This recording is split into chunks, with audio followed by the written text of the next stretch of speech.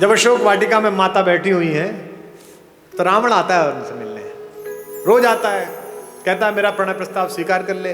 क्या उस तपस्वी के पीछे पड़ी रहेगी, वो तो जंगली है, मैं मार दूंगा उसे, खत्म हो जाएगा, वो कुछ नहीं कर पाएगा, तुझे ले नहीं जाएगा। माता पूरी सात्विकता के साथ बैठी है। एक दिन कहता है कि देख मेरी बात मान ले, अन्यथा मैं बलपूर्वक तुझे उठा लूंगा यहां से।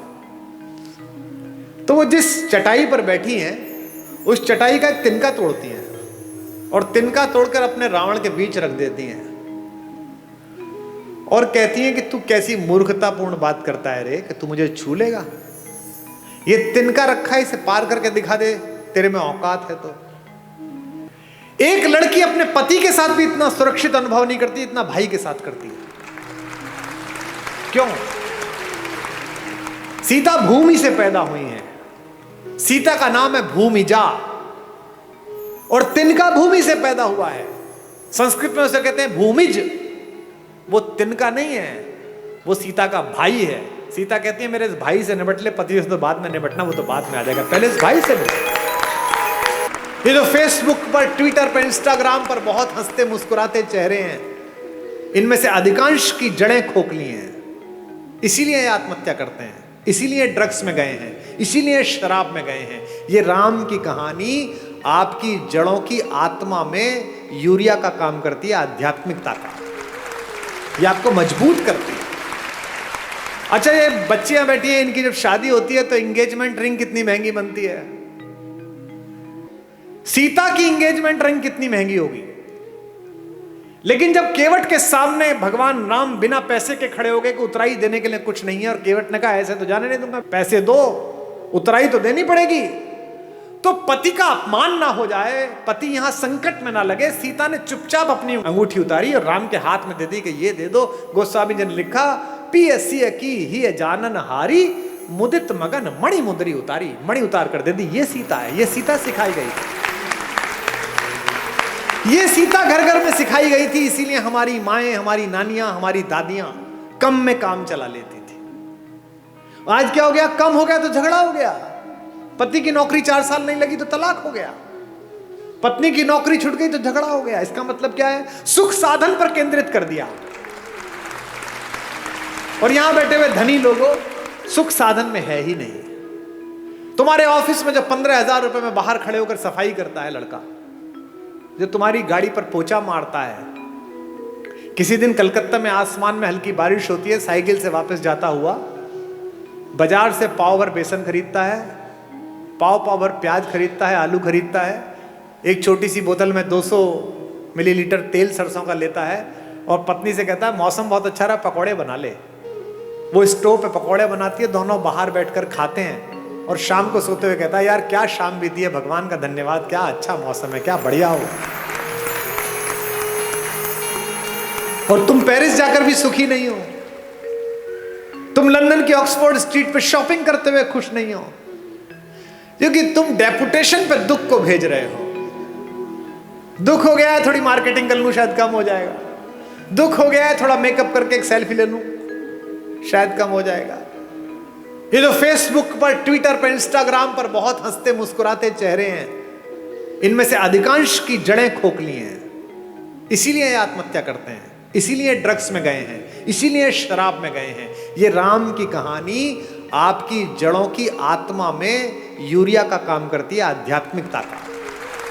ये आपको मजबूत करती है, एक भाई की तरह, एक पति की तरह, एक पुत्र की तरह, एक नागरिक की तरह। भाई भाई के संबंध, भाई बहन के संबंध। अब 2 बहनें हैं इसमें, इस कहानी में। भाई बहन का संबंध ठीक ना हो तो गड़बड़ हो सकती है। एक बहन है शूर्पणखा, जिसको अपने बदले की चिंता है, भाई के नाश हो जाने की चिंता नहीं है। मेरा बदला पूरा हो जाए बस। वो ये नहीं कहती कि मेरा अपमान किया, वो ये नहीं कहती कि मैंने नीचतापूर्ण व्यवहार किया, वो कहती है कि मैंने बताया मैं तुम्हारी बहन हूं, उसके बाद मेरा अपमान कर दिया। और उसकी तो बीवी बहुत सुंदर है, वो जंगल में क्या कर रही है, वो तो भैया आपके पास होनी चाहिए। ऐसी बहन देखी है कोई जो अपनी भाभी के रहते बाहर की किसी औरत का वर्णन करे कि इससे अपना लो? इसका मतलब वो बहन ही दुष्ट है, उसने अपने भाई का नाश करा दिया। एक सीता है, सीता का भी एक भाई है, आपको पता है? जब अशोक वाटिका में माता बैठी हुई है तो रावण आता है उनसे मिलने, रोज आता है, कहता है मेरा प्रणय प्रस्ताव स्वीकार कर ले, क्या उस तपस्वी के पीछे पड़ी रहेगी, वो तो जंगली है, मैं मार दूंगा उसे, खत्म हो जाएगा, वो कुछ नहीं कर पाएगा, तुझे ले नहीं जाएगा। माता पूरी सात्विकता के साथ बैठी है।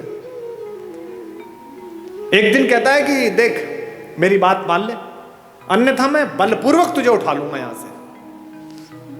तो वो जिस चटाई पर बैठी हैं उस चटाई का एक तिनका तोड़ती हैं और तिनका तोड़कर अपने रावण के बीच रख देती हैं और कहती हैं कि तू कैसी मूर्खतापूर्ण बात करता है रे, कि तू मुझे छू लेगा, ये तिनका रखा है, इसे पार करके दिखा दे, तेरे में औकात है तो।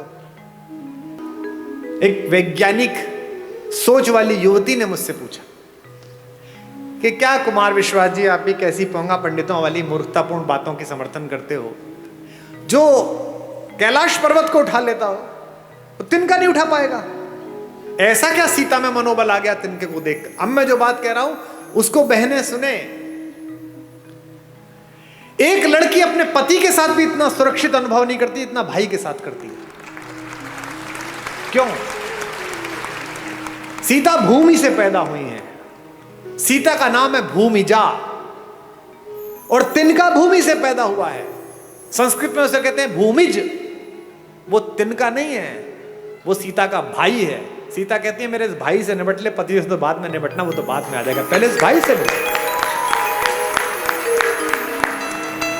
एक तृण धरकर कहती है, उसकी ओट में बैठकर कहती है वैदेही, तृण धरि ओट कहत वैदेही, तृण धरि ओट कहत वैदेही, सुमिर अवधपति परम स्नेही, तृण धरि ओट कहत वैदेही, सुनिर अवधपति परम स्नेही। एक बात आपको बता दूं मैं,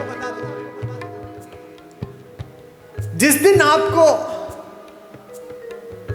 अपने पिता की बेटी से अपनी बेटी ज्यादा अच्छी लगने लगे उस दिन समझ लेना कि अमंगल की तीर्थ यात्रा प्रारंभ हो गई है। क्योंकि पहला संबंध तो पृथ्वी पर आपका उसी से है जो एक कोख से पैदा हुआ है। ये जो भैया दूज पर और राखी पर बहनें राखी बांधने आती हैं, हम क्या समझते हैं कि ये एक त्योहार मनाने आती है? नहीं, ये उस भाई में अपने माता पिता का मंगल ढूंढती हैं। ये जानती है कि मेरा भाई ठीक रहा तो मेरे माँ बाप का बुढ़ापा ठीक कटेगा, ये समृद्ध रहा, ये शक्तिशाली रहा तो अच्छा हो जाएगा, और उसी के आशीर्वाद से तुम्हारा स्वास्थ्य चलता है। इसीलिए उस तिनके की ओट पर बैठी हुई सीता जानती है कि जब तक ये तिनका है, जब तक ये मेरा भाई है, चाहे कैसा भी हो, तिनके से ज्यादा गरीब बेचारा कौन होगा। तिनका तो बहुत ही गरीब भाई है, लेकिन फिर भी वो जानती है कि ये रक्षा करेगा। इसलिए इस पूरे पारिवारिक प्रतिष्ठान में, राम कथा में एक एक प्रतीक शास्त्र ऐसा है जो आपको आपके पारिवारिक मूल्यों के साथ जिंदा रख सकता है।